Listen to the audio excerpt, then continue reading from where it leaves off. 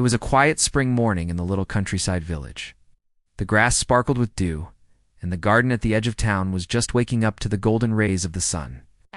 Birds chirped in the hedges, bees hummed lazily between blossoms, and somewhere in the soft rustle of leaves came a small, distressed sound.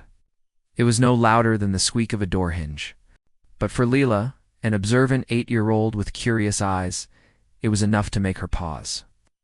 She was in the garden collecting flowers for her mother when she heard it again. "Hello?" she called gently, turning toward the sound. Behind the tall rose bushes, near the old wooden fence, she found the source. A small hedgehog, its round body trembling. Its tiny paws scrabbled helplessly against the ground, but it couldn't move forward or backward. "Oh, you poor thing," Lila whispered, kneeling down. The hedgehog's spines were tangled in a loose loop of garden wire that had slipped from the fence. Every time it tried to pull free, the wire caught tighter, holding it prisoner. Lila could see the fear in its dark, shiny eyes. "Don't worry," she said softly. "I'll help you." Shh. She remembered something her mother always told her when helping small creatures. "Move slowly and speak softly so they know you're a friend." Lila backed away just long enough to fetch a pair of small garden scissors from the shed. She returned, lowering herself to the ground, making sure not to frighten the hedgehog further. "It's okay," she whispered.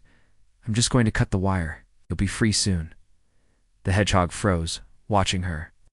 Lila gently moved a few spines aside to see where the wire was caught.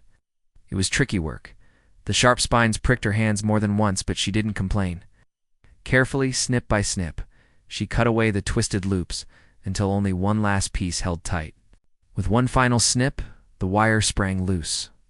The hedgehog blinked and took a cautious step forward. Then another. "Free at last.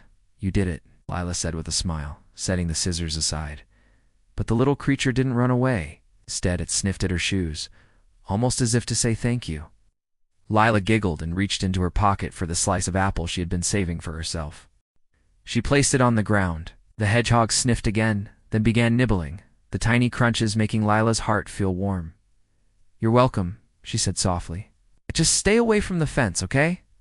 After finishing the apple, the hedgehog waddled off toward the safety of the hedgerow, disappearing into the green. Lila watched until it was gone, the morning sun now fully spilling into the garden. When she told her parents at breakfast, they hugged her proudly. "You've got the heart of a rescuer," her father said.